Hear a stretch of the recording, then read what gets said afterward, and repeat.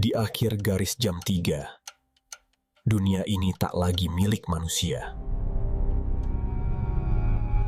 Sore itu, langit Temanggung berhias semburat jingga, janji akan senja yang tenang. Di antara rumah-rumah penduduk dan rimbunnya pohon rambutan, Rio, dengan rambut acak-acakan dan senyum nakal, melirik Sita yang kalem dan sedikit penakut. Lalu menyenggol bahu Andi yang pendiam, namun matanya selalu menyimpan rasa ingin tahu. Mereka bertiga, sahabat karib sejak bisa berjalan, baru saja pulang sekolah, dan memutuskan untuk menghabiskan sisa sore dengan permainan favorit mereka, petak umpet. Di mana nih? Serunya, Rio berseru. Suaranya memantul di udara.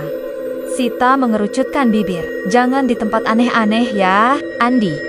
Tanpa banyak bicara, menunjuk ke arah ujung kampung, di mana sebuah jalan setapak berlumut mengarah ke rumah Mbah Darmo.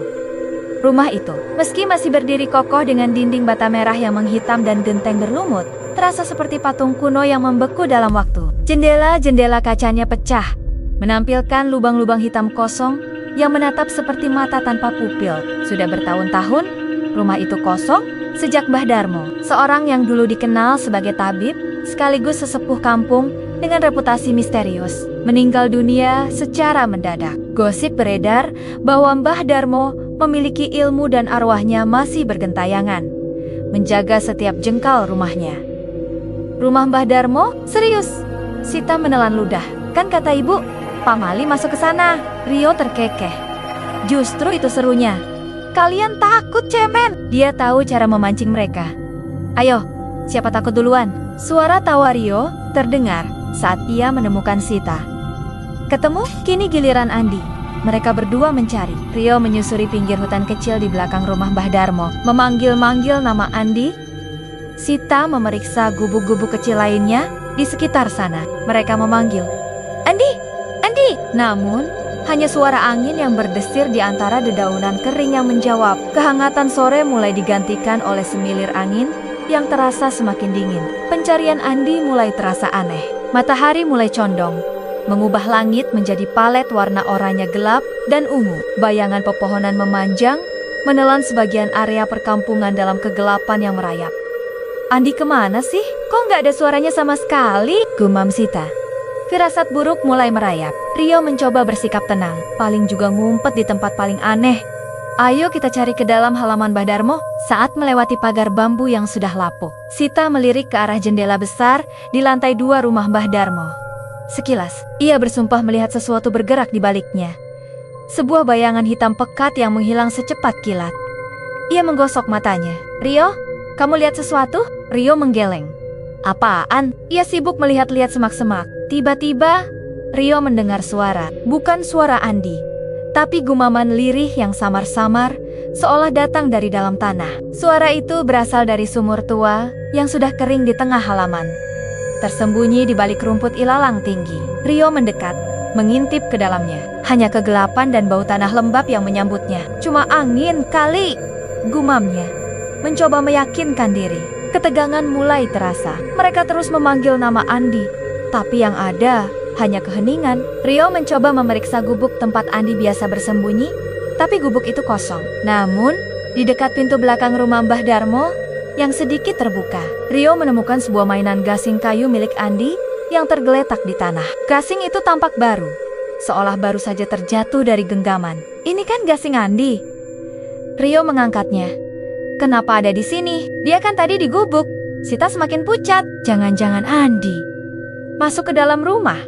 Mereka saling pandang. Memasuki rumah Mbah Darmo adalah larangan keras. Selama ini, rumah itu hanyalah objek misteri dan tantangan dari kejauhan. Tapi melihat gasing Andi di sana, dan tidak ada tanda-tanda Andi di luar, rasa khawatir mengalahkan ketakutan. Dengan jantung berdebar kencang, Rio membuka pintu belakang rumah Mbah Darmo yang sudah lapuk. Suara deritannya memecah kesunyian senja. Bau apek, debu tebal, dan kelembapan yang dingin langsung menyambut mereka, seolah rumah itu menahan napas selama bertahun-tahun. Cahaya senja yang menembus jendela pecah hanya membuat bayangan menari-nari di dinding, menciptakan ilusi mengerikan.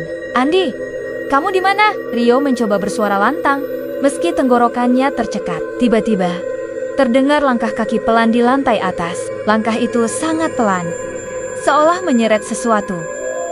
Rio dan Sita saling pandang. Mata mereka membulat. Jelas sekali, itu bukan langkah Andi. Kemudian, terdengar suara krek, krek, seperti seseorang menggeser perabotan berat di lantai atas. Lalu, suara gumaman yang lebih jelas, namun tidak berbentuk kata-kata, seperti bisikan-bisikan dari jauh. Sita merasakan bulu kuduknya berdiri. Ia merasa ada yang berbisik tepat di samping telinganya, memanggil namanya, Sita. Suaranya terdengar tua dan serak. Sita refleks menoleh, tapi tidak ada siapa-siapa. Saat mereka melangkah lebih jauh ke dalam, mencari sumber suara, Rio melihat bayangan hitam pekat melintas cepat di ujung koridor yang gelap, menuju ke arah dapur. Ia menarik napas dalam-dalam. Sita, kamu lihat itu? Sita mengangguk. Matanya berkaca-kaca. Ayo kita keluar, Rio. Ini nggak benar. Namun, seolah rumah itu tak mengizinkan mereka pergi. Pintu-pintu di dalam rumah mulai tertutup dan terbuka sendiri dengan suara berderit dan berdebam. Lampu senter kecil yang dibawa Rio mulai berkedip-kedip petie ke menento, lalu mati total, meninggalkan mereka dalam kegelapan pekat yang hanya ditemani cahaya samar dari luar. Dalam kegelapan, mereka meraba-raba dinding. Jari-jari Rio menyentuh sesuatu yang kasar di dinding ruang tamu. Ketika senternya menyala sebentar, ia melihat coretan-coretan aneh di dinding, seperti simbol-simbol kuno yang tak pernah ia lihat, dicoret dengan sesuatu yang tampak seperti darah kering. Tiba-tiba, dari salah satu kamar di ujung koridor, terdengar suara isakan pelan, sangat mirip dengan tangisan Andi. Tanpa pikir panjang, mereka merangkak mendekati kamar itu. Cahaya bulan yang menembus jendela memberi siluet. Di pojok kamar, mereka melihat Andi meringkuk, gemetaran dengan mata terpejam rapat. Rio merasa lega sekaligus panik. Andi, kamu nggak apa-apa? Rio mengulurkan tangannya untuk meraih Andi. Namun, saat tangannya menyentuh bahu Andi, tubuh Andi terasa dingin menusuk dan langsung menghilang seperti pantulan bayangan di air. Sekejap mata, Andi sirna, hanya menyisakan dingin dan kehampaan. Rio terhuyung mundur. Tidak! Sita menjerit. Air mata membasahi pipinya. Mereka menyadari, Andi yang mereka lihat bukanlah Andi yang sebenarnya. Suara azan maghrib mulai berkumandang dari kejauhan, membelah keheningan yang mencekam. Suara itu, yang biasanya membawa kedamaian, kini terasa seperti lonceng kematian. Saat azan bergaung, suasana di dalam rumah Mbah Darmo berubah drastis. Udara terasa semakin dingin, membuat napas mereka beruap. Bau busuk, seperti bau bangkai yang membusuk, semakin menyengat. Kegelapan semakin pekat, seolah rumah itu menelan semua cahaya yang tersisa. Dari sudut gelap ruang tamu, sesosok bayangan hitam tinggi dan kurus mulai memadat. Matanya bersinar merah menyala, seperti bara api, menatap tajam ke arah mereka. Itu adalah perwujudan Mbah Darmo. Namun bukan Mbah Darmo yang dikenal penduduk kampung, melainkan sosok penuh amarah dan dendam. Sosok itu mulai bergerak.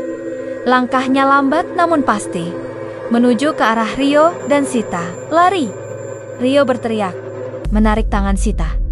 Mereka berlari menuruni tangga utama. Suara jantung mereka berdentum-dentum menyaingi suara langkah sosok itu di belakang mereka. Mereka mencapai pintu depan yang besar dan berukir, berharap bisa keluar. Rio mencoba membukanya, tapi pintu itu seolah terkunci mati, tidak mau bergeser sedikit pun. Sosok hitam itu semakin mendekat, aura dinginnya menusuk tulang. Wajahnya, jika bisa disebut wajah, kini terlihat lebih jelas. Kerutan dalam, mata cekung yang memancarkan kebencian.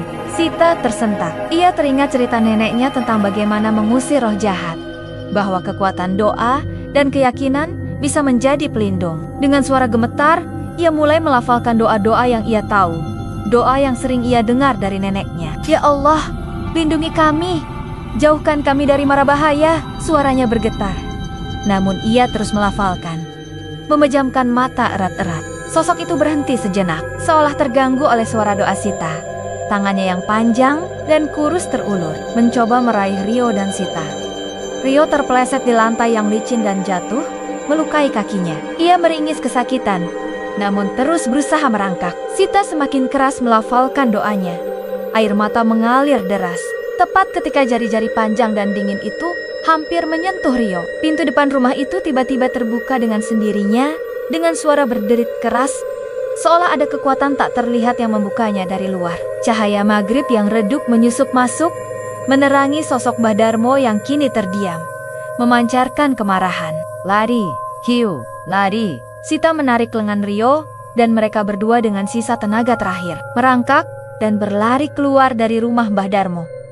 Mereka tidak menoleh lagi, hanya berlari, seolah nyawa mereka bergantung pada setiap langkah yang mereka ambil. Rio dan Sita terus berlari hingga napas mereka tersengal, hingga paru-paru mereka terasa terbakar. Mereka tidak berhenti sampai akhirnya tiba di jalan utama perkampungan yang mulai ramai dengan aktivitas maghrib. Tubuh mereka gemetaran hebat, wajah mereka pucat pasi, dan keringat dingin membasahi seluruh tubuh. Mereka selamat keluar dari rumah terkutuk itu. Namun, Andi tidak pernah keluar. Orang tua Andi dibantu seluruh warga kampung mencari Andi keesokan harinya. Mereka menyisir setiap jengkal area rumah Mbah Darmo, bahkan masuk ke dalam rumah itu dengan penerangan lengkap. Mereka mencari di hutan kecil di belakangnya. Tapi Andi benar-benar lenyap. Tidak ada jejak, tidak ada tanda-tanda, seperti ditelan bumi. Rio dan Sita menjadi saksi kunci, menceritakan pengalaman mengerikan mereka dengan suara terbata-bata. Namun, sebagian besar orang dewasa hanya menganggap itu trauma anak-anak yang ketakutan. Hanya beberapa sesepuh kampung yang mengangguk-angguk, memahami bahwa mereka telah berurusan dengan sesuatu yang jauh lebih tua dan lebih gelap. Sejak hari itu, kehidupan Rio dan Sita berubah drastis. Mereka tidak pernah lagi ceria seperti dulu. Trauma berat menghantui mereka. Mereka menjadi sangat pendiam, sering melamun, dan selalu ketakutan jika hari menjelang maghrib. Setiap kali azan maghrib berkumandang, bayangan Mbah Darmo dengan mata merah menyala, dan suara isakan Andi yang lenyap selalu terbayang. Mereka tidak pernah lagi berani mendekati rumah Mbah Darmo, bahkan hanya sekilas pun. Rumah itu kini benar-benar kosong. Tidak ada yang berani membelinya atau mendekatinya.